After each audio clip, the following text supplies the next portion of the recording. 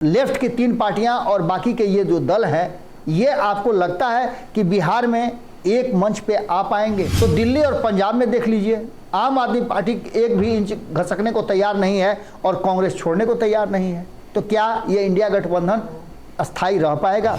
जो मामला है, माहौल है, वो कहीं ना कहीं एडजस्टेबल नहीं लग रहा है। हालांकि सभी मान रहे हैं इस बात को कि वो किस तरह से इस गठबंधन को एकजुट रखेंगे। नमस्कार, भारत लाइव देख रहे हैं आप। लगातार बिहार अपने विभिन्न कारणों से चर्चा का विषय बना हुआ है। सबसे बड़ी चर्चा ये है कि नीतीश कुमार और लालू प्रसाद के बीच में क्या सब कुछ ठीक ठाक रहेगा। ये बात जैसे ही आप सोचना शुरू करते हैं तो वैसे आपका ध्यान सीधे इंडिया गठबंधन पर जाता है, और इंडिया गठबंधन की तरफ जब जाता है तो आपको ये पूरा खाका आपके दिमाग में आने लगता है कि क्या इतनी विषमताओं के बाद क्या सम बन पाएंगे ये सब। इसलिए ये बात हम कह रहे हैं कि हालांकि टारगेट सबका एक ही है कि भारतीय जनता पार्टी को केंद्र की सत्ता से हटाना, लेकिन क्या उसे हटाने के लिए जितना बड़ा त्याग चाहिए उतना बड़ा त्याग करने के लिए ये क्षेत्रीय दल और कांग्रेस तैयार हैं? इन सारी बातों को अगर एक जगह उठा करके आप रखते हैं तो आपको समझ में आएगा कि जो 3 मीटिंग्स हुई और उसके बाद समन्वय समिति की मीटिंग हुई, उस मीटिंग में क्या निकल करके सामने आया। पहली मीटिंग जब पटना में हुई, उसके बाद यहाँ से जाते ही स्वर और सुर दोनों बदलने लगे। केजरीवाल ने क्या कहा आपको याद है। वाम दलों को देख करके इस मीटिंग में किस तरह से नाक भौं सिकोड़ करके पटना से गई ममता बनर्जी, ये भी आपने देखा। बेंगलोर की बैठक जब दूसरी बैठक हुई तो उसमें भी आपने देखा कि वहाँ तो नीतीश कुमार ही नाक भौं सिकोड़ करके चल दिए। पीछे पीछे उनके राष्ट्रीय जनता दल के सुप्रीमो और बिहार सरकार में उप मुख्यमंत्री तेजस्वी यादव सहित सांसद ललन सिंह को भी उनके साथ वापस आना पड़ा। बैरंग वापस आए, किसी से कोई बात नहीं हुई। 2 दिन तक बिहार में आपस में टून-टान चलता रहा। फिर हुआ कि आखिर इससे फ़ायदा क्या है, तो आपस में फिर समन्वय बनाया गया। इसके बाद मुंबई की बैठक हुई। मुंबई की बैठक में क्या हुआ आप सब जानते हैं। मुंबई की बैठक में कई तरह की बातें सामने आई, कई तरह के समन्वय समिति बनाई गई।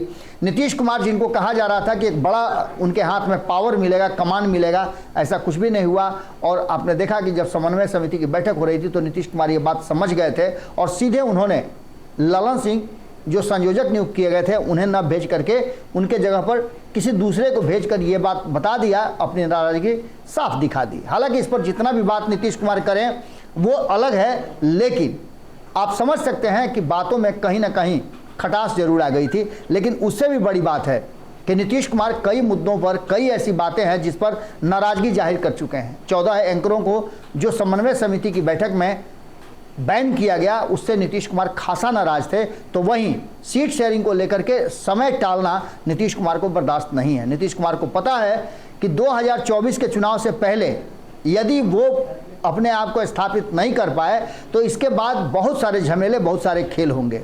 उसके साथ साथ एक और बड़ा महत्वपूर्ण बात है कि सीट शेयरिंग समन्वय समिति का में नहीं रहना, संयोजक नहीं बनाया जाना। उसके बाद अब नीतीश कुमार को यदि प्रधानमंत्री की उम्मीदवारी से भी दूर रखा जाए, जो कि बहुत हद तक लग रहा है कि अब ये फाइनल हो चुका है कि नीतीश कुमार प्रधानमंत्री की दावेदारी से बहुत दूर हो गए हैं, क्योंकि राहुल गांधी जिन पर अब तक न्यायालय का शिकंजा कसा हुआ था वो उससे बरी हो गए हैं। और जिस तरह से लालू प्रसाद और राहुल गांधी के बीच का समन्वय नजर आ रहा है, सामंजस्य नजर आ रहा है, वो साफ बता रहा है कि नीतीश कुमार का पत्ता साफ हो गया है। लेकिन एक बात और सामने नजर आती है कि क्या लालू प्रसाद ने बिहार की कुर्सी लेने के लिए, तेजस्वी यादव को दिलाने के लिए नीतीश कुमार को बहला फुसला करके कांग्रेस को प्रधानमंत्री का उम्मीदवार बनाएंगे?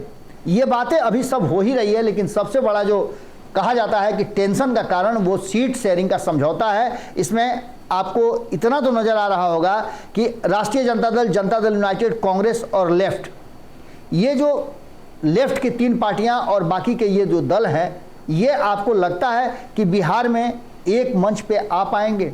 इसके अलावा अभी कई लोगों का हमने सीट शेयरिंग में भी बताया कि 40 सीटों को कितना ज़्यादा लचीला बनाएंगे, कौन कितनी सीटों पे कुर्बानी देगा, ये बहुत बड़ा प्रश्न है और इस प्रश्न का हल दूर दूर तक नज़र नहीं आ रहा है। तो वहीं आपको बता दें कि पश्चिम बंगाल की बात करें तो पश्चिम बंगाल में भी ममता बनर्जी ने साफ कर दिया है कि वो कांग्रेस और लेफ्ट को उतना ही छोड़ेंगे जितना जूठन गिरेगा।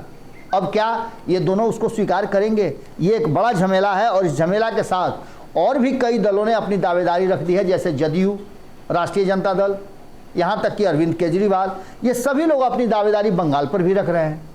तो अगर वहाँ से घूम करके आते हैं आप, तो दिल्ली और पंजाब में देख लीजिए, आम आदमी पार्टी एक भी इंच घसकने को तैयार नहीं है और कांग्रेस छोड़ने को तैयार नहीं है। तो क्या ये इंडिया गठबंधन अस्थायी रह पाएगा?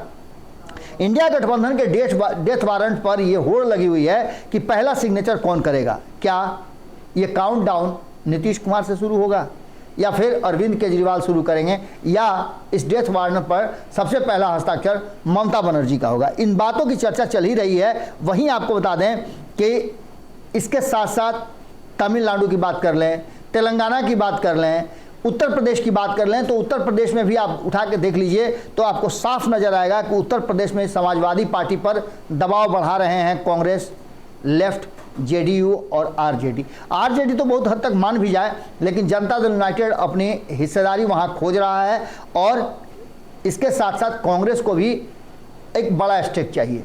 अब ऐसी स्थिति में उत्तर प्रदेश में भी झमेला होना शुरू हो चुका है। हमने आपको बताया था कि ये पूरा का पूरा जो मामला है, माहौल है, वो कहीं ना कहीं एडजस्टेबल नहीं लग रहा है। हालांकि सभी मान रहे हैं इस बात को कि वो किस तरह से इस गठबंधन को एकजुट रखेंगे। हालांकि कई कंट्राडिक्शन भी हैं। आपने देखा कि इंडिया नाम पर ही नीतीश कुमार को आपत्ति हुई थी, उसके बाद 14 एंकरों को जो बैन किया गया उसको लेकर के भी नीतीश कुमार की आपत्ति थी।